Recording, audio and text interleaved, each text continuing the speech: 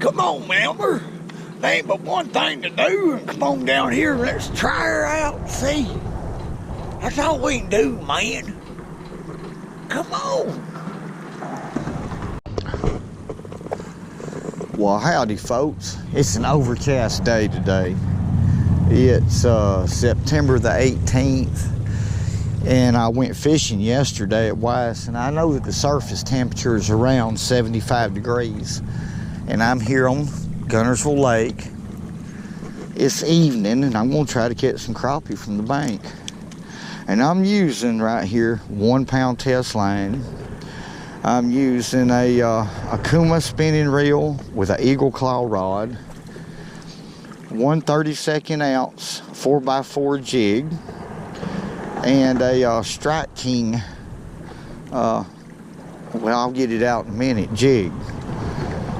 And I'm going to be fishing and casting over about 20 foot of water, and that 1 pound test line zings out there. And I don't know where the fish are, so I'm going to let it go to the bottom and start in the lower part of the water column and then work up.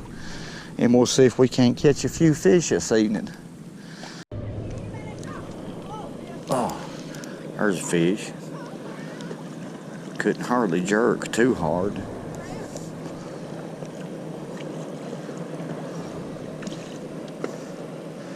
Not a very big crappie. Now, 1 pound test line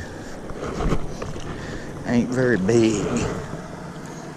Let me take it real easy right here. But we got him, Elmo. That's a small crappie, but he's pretty. Now, I've never fished a 1 pound test line before, folks, with a jig. So I've got to learn how to set a hook.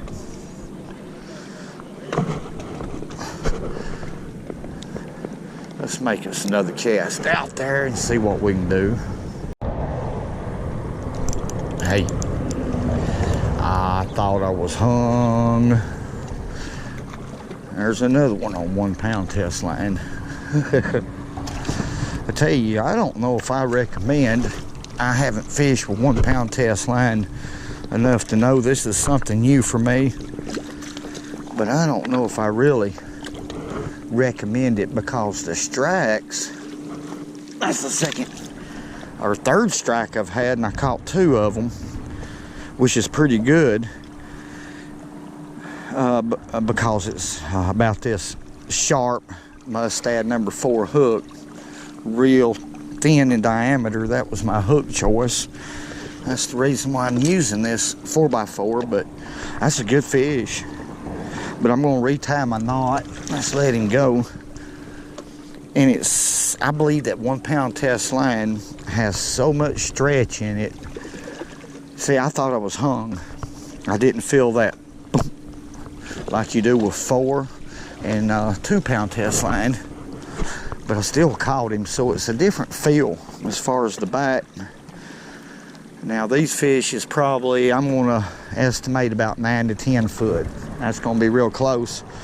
I'm going to retie this knot, Palomar knot for sure, to get the maximum strength I can out of this 1 pound test line, and we'll throw it back out there and see what we can do. There he is. There he is. Oh my goodness. Now, you talking about a little bitty dude. That's a little one there, Elmer. But I got him. It's pretty though. That fish is real deep. Maybe they've changed depths. You know, in my previous videos, I've mentioned that a whole lot, that crappie will change depths. What I did that time is I threw way out there and I let that jig hit the bottom. And I might have reeled it 15 feet, and boom, got him.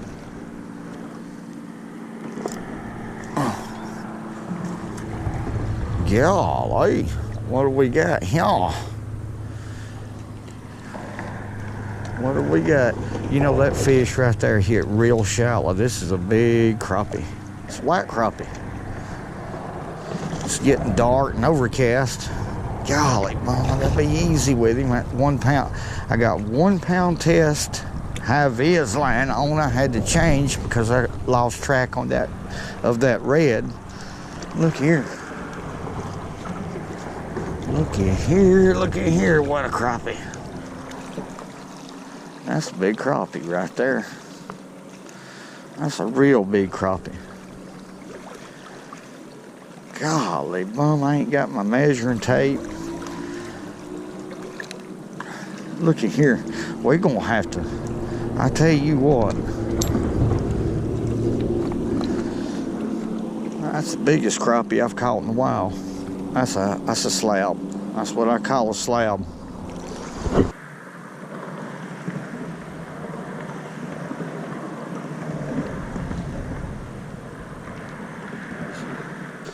Tell you what, boy. Okay. Let's ease that fish back in the water. Let's put him right here. Now that's a good crappie, folks. I don't know. Let's see. What? 16 inches? I'm just guessing. That's just my opinion. Let's let that crappie go. Watch him swim. Watch him. I may have to help him. Now, there he goes. There he goes. That's a big fish. Yep. I hope it don't rain on us. I didn't bring a raincoat because I'm wanting to make another cast out there and catch another one.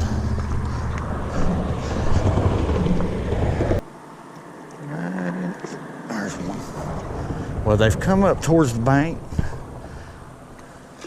Don't you look? Okay. That's how it works. And it got overcast. And hey, that's 1 pound line. Easy, Richard. But there he went. But what happened right here, I was catching them deep. It got pretty overcast, and then they jumped up on this point right here.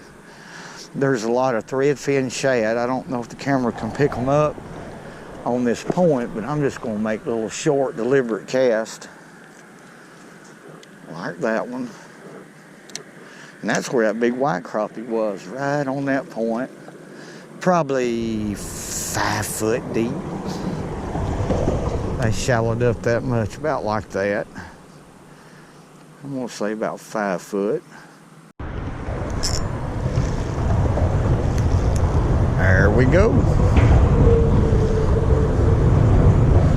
Mr. Crappie. Come on over here.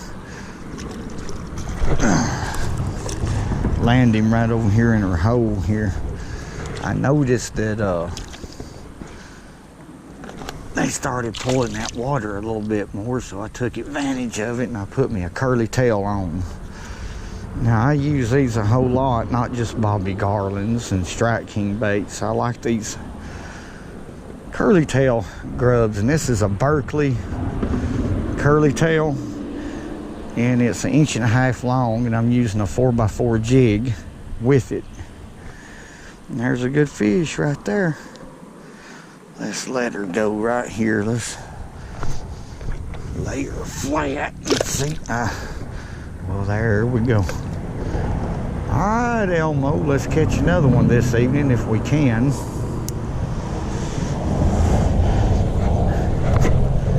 That fish was right in there. See if we can repeat that. There we go. There we go. Come on in here. That's a feisty little old fish right there. I just felt a bump.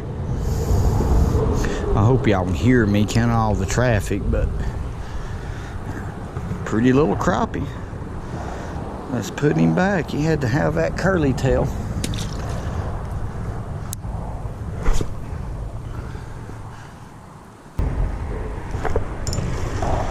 There he is, Elmo. Not a very big one, I don't think, but he come right off of that brake line. Swing him in here. Now that's what a curly tail grub would do for you at times. it'll catch you some fish. An old bait, not forgotten. There's a lot of crappie fishermen that still uses it, but let's let that one go. I want to show y'all what I'm doing. Okay, I'm throwing into about 20 feet of water right here. Now this current is moving too fast and it's making these crappie difficult to catch, but they are coming through here and I'm getting one every once in a while. Now the fish is about 14 feet deep, and I can guesstimate that. And I'm fishing actually above them just a little bit, so I'm probably letting my jig fall down about 12 feet. That's about 12 feet. Picking that jig up and just bringing it back real slow, and every once in a while put one of these into it and let the jig fall back. And the crappie can't stand that at times. If he's there, he'll get it, especially with a curly tail. And remember, go fishing when you can. Caught it good for you. We'll see you next time.